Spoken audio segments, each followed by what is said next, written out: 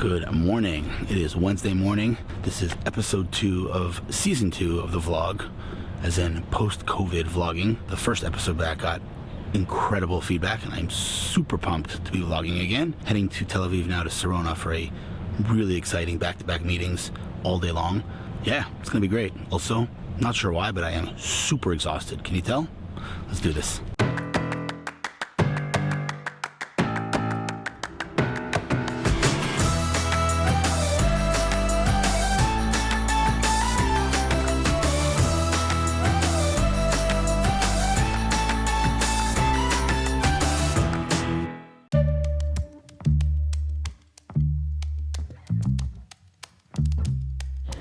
Blatant miracles. Blue and white parking in Tel Aviv. I just arrived and within 30 seconds I got a parking spot. How could you not believe in God after that happens? All right, heading to Sarona now. It is hot, very, very hot.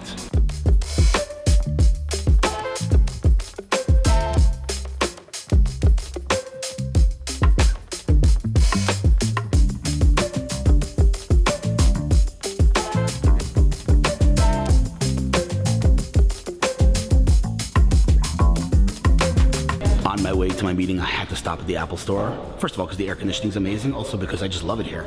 I could spend all day long in Apple stores. I want the new MacBook Air so badly.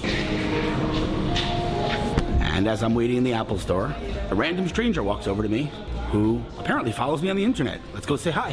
What is up? Who are you? Hey. What's your name? Nikki. Nikki.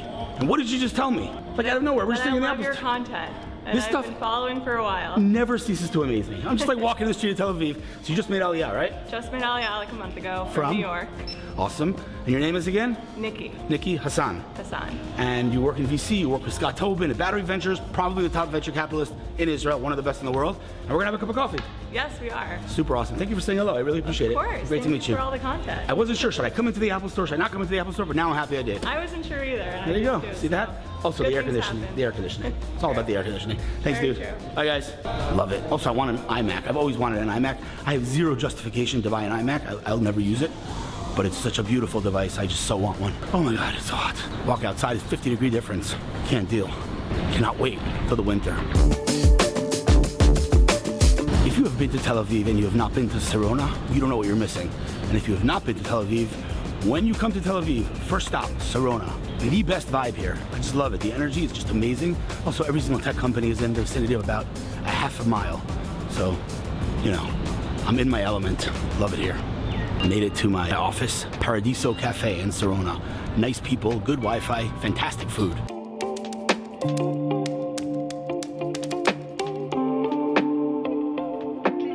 Here we go. First interview of the day, second episode of the vlog since I came back from COVID. I've not vlogged in 2 years. 2 years. Second episode back. And I have to say, I have met very few people in my lifetime that have more energy than me. You are at the top of that list. Who are you? What's your name? Tell me about you. My name's Ari Katz. You're not the first person to tell me about my off-the-charts energy. It's mostly because I've had 8 cups of coffee, although today About to ask that. I had none. You're I a had coffee guy, one though, cup right? of coffee. Yes. I'm after 2 cups of coffee and a Red Bull. Perfect. Well, I'll have my second cup in a minute, and then, you know, we'll see if we can even stand still. But my name's Ari Katz, originally from Boston, Massachusetts. I live in New Jersey now with my lovely wife, Shari Sperling, my 3 children. And I'm really just honored to be sitting down with you. And like I said to you a few minutes ago, everyone I said I was meeting with you was like, oh, I know Hillel, I know. I was like, how do you know him? Well, I know him from Facebook. I know him from all of the stuff he does and all the good he does. And I just want to say it's an honor to be here. I appreciate that, but I gotta say one thing, and this is a longer discussion, not for now, but like, it is really, really, really amazing. I'm not kidding now. How you could sit behind a keyboard anywhere in the world and impact millions of lives. So I'm not saying this about me, I'm saying this about my late brother Ari. I'm hearing, like till now, I'm hearing thousands of stories of people that never met him and that he deeply impacted their lives, which is unbelievable. Right? So it's, and I got a message last night, true story. Last night on Instagram, I got a message from someone who I'd never spoken to before, and I started this new project to help people find matches, whatever. Anyway, she sent me a message, I really appreciate the project, blah, blah, blah. You've inspired me because I pray every morning and I say I'm meeting the CEO as in God. She's like, I love that post that you do. I became closer to God. And I'm thinking, reading this message, thinking like, someone's like a religious Jew, right? She goes, oh, by the way, I'm a practicing Christian. Yeah, saw that. So this practicing Christian woman in the middle of nowhere was impacted by my daily selfies wearing tefillin and a talit and praying to God. It's unbelievable. And so when people say they know me through Facebook, I gotta be honest with you. you watch this episode and you'll see that I'm not lying to you. Right before I came here, I stopped at the Apple store on the way here, and I'm just like, I really, honestly, I went in there for the air conditioning and just like to play, just hang out, whatever. And this woman's at the counter, and I'm like, you know, I'm just doing my thing. She goes, I love your content. I'm like, come on, really? She goes, yeah. I just made out of the, I've been watching your content for years. I'm like, it boggles my mind. Like some random, so just to sum up this topic, it is unbelievable to me to find, you know, because I know the numbers. I know how many people follow me, but I don't put a face to those numbers. So when someone comes over to me and says to me that I've impacted their lives, it blows my mind every single time. All right, that's the topic. I want to just say something on that topic, of course. In my business, I work with a lot of reality TV stars in America. Now, these are not people, you know, quite as honorable in the quality of you, but what they say to me the most is the hardest part about being a reality TV star is that everyone knows you and you don't know them. So everyone knows everything about you and they follow you and they know, you know, what your favorite drink is and they know what your favorite color is. And then they come up to you and they want to talk to you like they're your best friend because they know you so well and you're like, wait, who are you? Yeah. So I'm sure you experience that here in Israel. It's a problem. Like when I go to a meeting, you know, I'm meeting a person, they know what I look like. I have no clue what they look like. Right. Let's talk business. So how old are you, first of all? 41 years old. 41. Okay. 41 years young. Love it. All right, so give me your 30-second background spiel on your career, which has been extraordinary in my opinion. I appreciate that. Well, really, I'm a natural-born sales guy. Like I always say, my grandfather, Olav Shalom, he was a sales guy. My dad's a sales guy, and I'm a salesman. And really spent 20 years in the digital marketing space helping small businesses market themselves. And my wife, who's a board-certified dermatologist in New Jersey, when she started her practice, I basically leveraged those same small business marketing tactics to her business. And very fortunate to see the business explode as a result, mainly because doctors just in general don't really know a lot about advertising. So they focus on the clinical side, they focus on the medicine, but when you apply very basic, rudimentary marketing to an industry that's notoriously conservative, amazing things happen. And we were very, very fortunate that about a year ago, our business was acquired by the largest dermatology network in the country and gave us an opportunity to do really what I believe is a lot more good for the world, and really that's what we're talking about today. Okay, so we're not gonna go too deep into that deal and everything that went down, but the bottom line is, correct me if I'm wrong, you basically took the world of dermatology, or I should say in general, medicine, healthcare, and you disrupted it using tech, right? Correct. You used tech and you completely just shut down your competition, basically. And again, if you want me to cut this out, you didn't take any external funding. No you didn't funding. raise any money. Zero. And you ended up selling the company. Yes. Okay. Again, not talking about numbers, but it was a good exit. Yes. Okay. And now, so instead of sitting on a beach right now with your tequila, your margarita, drinking and whatever, you're thinking, all right, how do I take this money that I'm I made? sitting in Tel Aviv with Hillel full. Cheers. How do I change the world? And that's what you're thinking to do right now. Now, you're building something which we're going to hopefully collaborate on, which we can't talk about because obviously it's ideation stage right now. But let's just say, tell me, correct me if I'm wrong, okay? And again, if you want me to cut this out, I'll cut it out. But you're about to do something that is so super unique and that will basically harness the power of the entire collective community of Israel advocacy, and you're going to basically activate them, unify them, and create like an A-team where they're all under the same roof. And again, how you're going to do that, what the incentive is, that's a topic for another time. But in theory, if this thing goes its way, we will, in my opinion, this is all I was thinking about when you were pitching this to me, we will, in theory, for the first time ever, actually be able to compete with our enemies on the internet. Because I got to tell you a story. Many years ago, I got a call from the IDF spokesperson office, spokesman, and his name is Peter Lerner. He's a British guy. He's no longer the spokesman. At the time he was. He called me in. He basically said to me, he's like, how do we win this war on Twitter? He's like, we're just outnumbered by, you know. So I said to him, listen, if you're going to look at the numbers, we're never going to win. And I said to him, pardon the cliche, but like, the truth will prevail, right? Just stick to the truth. And by the way, stick to the truth for better or for worse. When Israel makes mistakes, own it. Yep. You know what I mean? Yep. And so we did that. Now, we've gotten a lot better, but here, this initiative, if done properly, if done well, and if anybody can do it well, it's you, could in theory flip the table here and actually take some real ownership over the narrative of Israel. Yeah.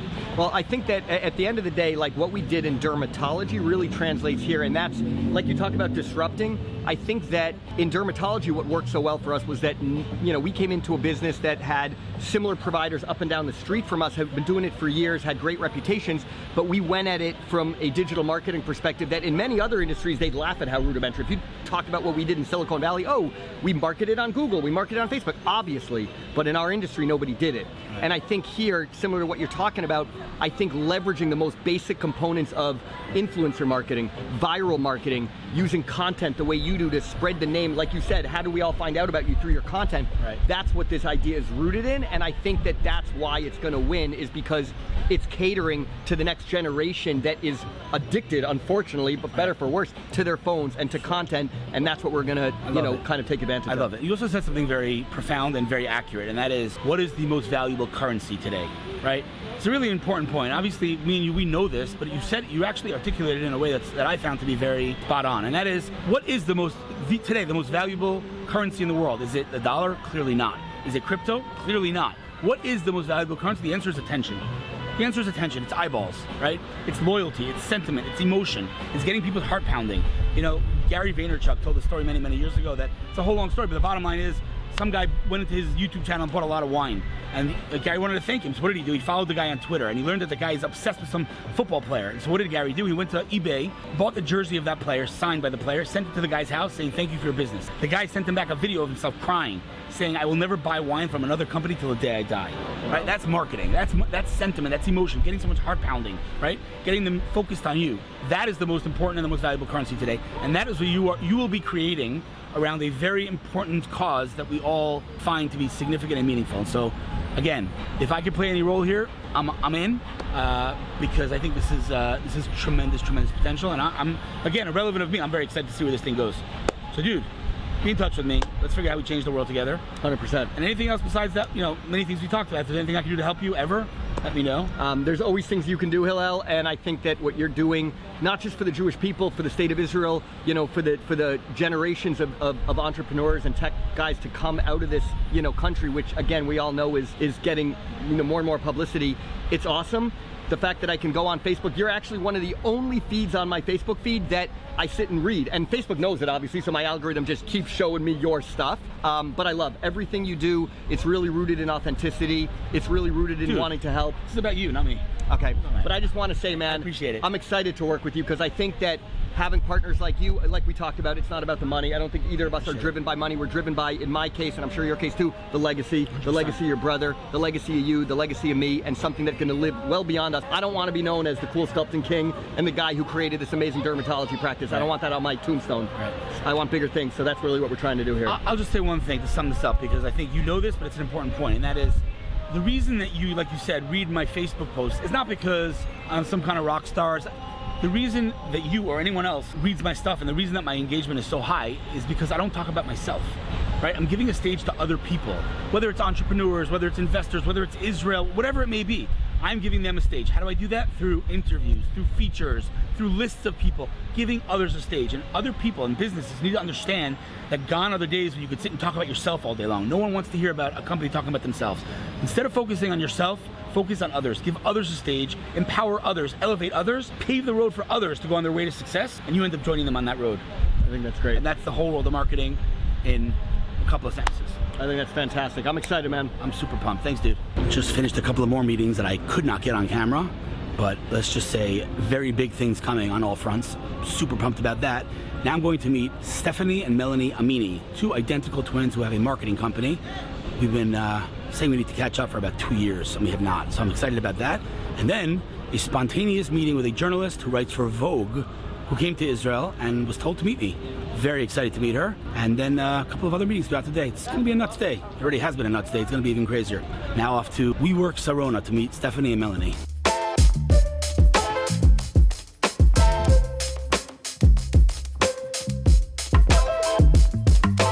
You are not seeing double. You're not seeing, guys, we're like old friends and I still don't know who's who. Stephanie, Melanie? Yeah. Damn it! 50% chance, and I have twins. Oh man, wait.